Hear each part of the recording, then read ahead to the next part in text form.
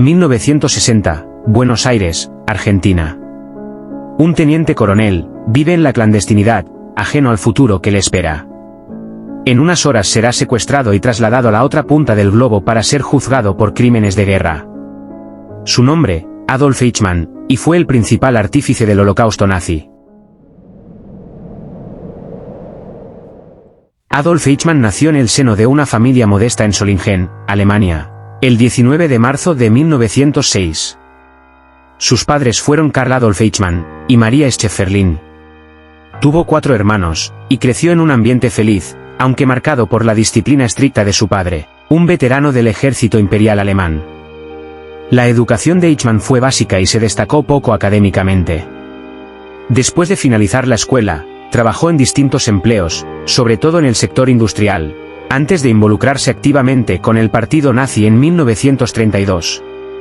Eichmann encontró en el movimiento una sensación de pertenencia, identidad y un camino hacia la movilidad social en un periodo de crisis económica y agitación política en Alemania. El partido le ofrecía un sentido de propósito, y un camino hacia el éxito en una sociedad que atravesaba tiempos difíciles.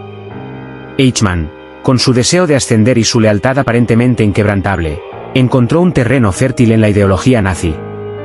Tras unirse al partido nazi en 1932 y posteriormente a la Schutzstaffel SS, Adolf Eichmann se sumergió en un entorno que fomentaba el nacionalismo extremo y el antisemitismo.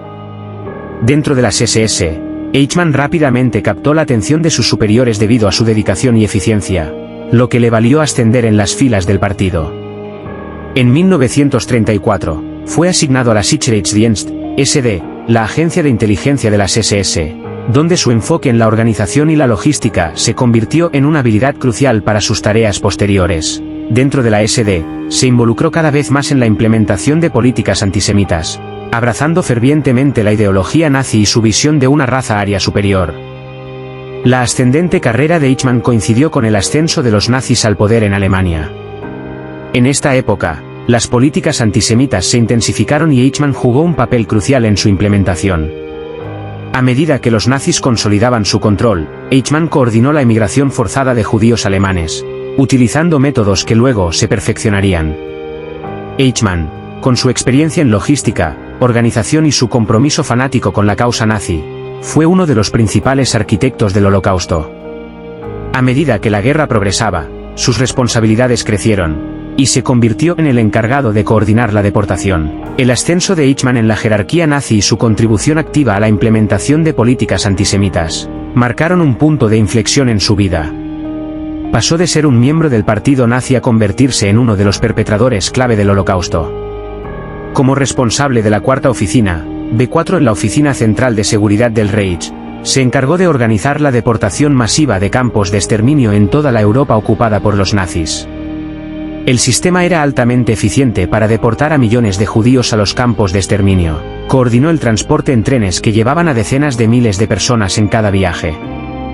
Los trenes, programados con precisión, partían de ciudades y guetos en toda Europa hacia campos de la muerte como Auschwitz, Treblinka y Sobibor.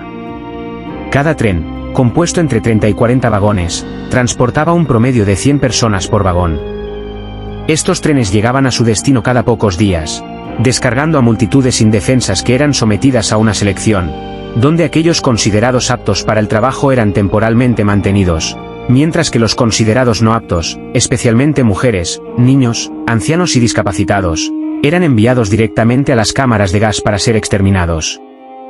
Se estima que bajo la dirección de Eichmann, entre 1941 y 1945 se asesinaron más de 6 millones de judíos. Eichmann no actuaba solo. Contaba con la cooperación de funcionarios y colaboradores locales en los países ocupados, quienes facilitaban la identificación y el arresto de los judíos. Además, Eichmann supervisaba personalmente la logística dentro de los campos, asegurándose de que los recursos necesarios estuvieran disponibles para la rápida liquidación de las víctimas. Organizaba la distribución de los cuerpos, la confiscación de bienes y el manejo de la documentación relacionada con las deportaciones y asesinatos. Su meticulosa planificación y coordinación permitieron la eficiente ejecución del genocidio judío en una escala industrial, convirtiéndolo en uno de los principales arquitectos de la catástrofe humanitaria más grande en la historia moderna. El cálculo frío y despiadado que demostró en su trabajo logístico es una representación cruda, de cómo un individuo puede utilizar sus habilidades para perpetuar atrocidades inimaginables. Después de la Segunda Guerra Mundial, Adolf Eichmann evadió la captura de los aliados y se ocultó en Europa. Aprovechando la confusión y la falta de un sistema de búsqueda centralizado, logró eludir la persecución aliada y vivir en la clandestinidad durante varios años, primero en Austria y luego en Alemania Occidental. En 1950, Eichmann decidió buscar refugio en América del Sur para evitar ser capturado por las autoridades aliadas, o ser juzgado por crímenes de guerra. Utilizando documentos falsos y un pasaporte bajo el nombre de Ricardo Clement, logró escapar de Europa. Viajó primero a Génova, Italia, donde abordó un barco que lo llevó a Argentina. Allí se estableció en la zona de San Fernando, provincia de Buenos Aires, donde vivió discretamente, evitando la atención pública y las autoridades, adaptándose a su nueva identidad. Eichmann se mantuvo cauto para no ser descubierto. Trabajó en la fábrica Mercedes-Benz, manteniendo un perfil bajo y alejado de la mirada pública. En 1957, Lothar Germann, un superviviente del Holocausto, identificó a Eichmann en Argentina y alertó a las autoridades israelíes sobre su paradero. A partir de entonces, el Mossad comenzó una operación encubierta para capturarlo. Los agentes del Mossad, tras una investigación intensiva, lo siguieron durante meses para obtener información sobre sus movimientos y rutinas diarias. El 11 de mayo de 1960, un equipo del Mossad lo interceptó después de su jornada laboral, en la puerta de su casa. Eichmann fue llevado clandestinamente a Israel para ser juzgado por sus crímenes de guerra, pero antes firmaría un documento en el que reconocería su verdadera identidad, y su disposición a ser juzgado en Israel.